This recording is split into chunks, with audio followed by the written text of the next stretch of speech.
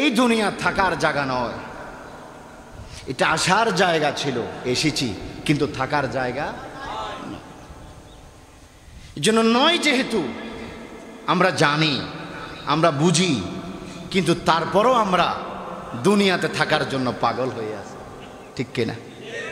তারপরও চান আপনি বেঁচে থাকবেন, আপনি বাঁচবেন, আপনি মরতে চান না। কেন? ভয় হচ্ছে, ডর করতেছে, যদি মরে যায় কি অবস্থা হবে, যদি মরে যায় প্রাণটা কেমনি কবজ হবে, কিভাবে মালাকুল মউত রূহ বাহির করবে, কিভাবে আমি কবরে একা একা থাকব, এই ভয়। কিন্তু ভয়টা কাজ করে লাভ কি?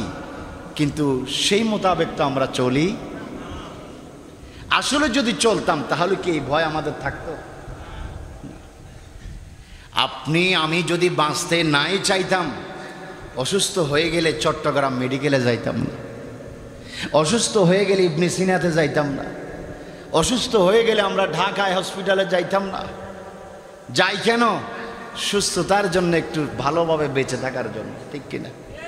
তো যতই ডাক্তার, যতই কবিরাজ, যতই চিকিৎসা নেন, আপনি বলুন কোনো ডাক্তার, কোনো চিকিৎসা কি আমাকে আপনাকে বাঁচায় রাখতে পারবে? কেউই পারবে না। না চাইলেও আমাদেরকে যেতে হবে, কিন্তু তারপরও আমরা দুনিয়াতে বাঁচার জন্য পাগল, আমরা বাঁচতে চাই।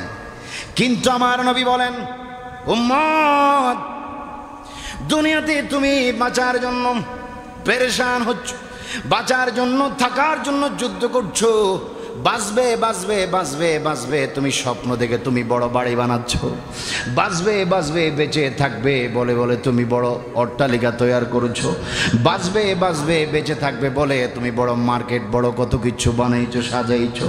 কিন্তু যত কিছু তুমি বানাও না কেন, একদিন না একদিন তোমাকে মৃত্যুবরণ করতেই হবে। আমার মদিনার নবী বলেন, উম্মত, বাঁচতে চাইলেও তোমরা বাঁচতে পারবা না, কারণ এখান থেকে বাঁচার জন্য চেষ্টা করলেও বাঁচা সম্ভব নয়। কুল্লু নাফসিন যায়কাতুল মাউত। আল্লাহু আকবার।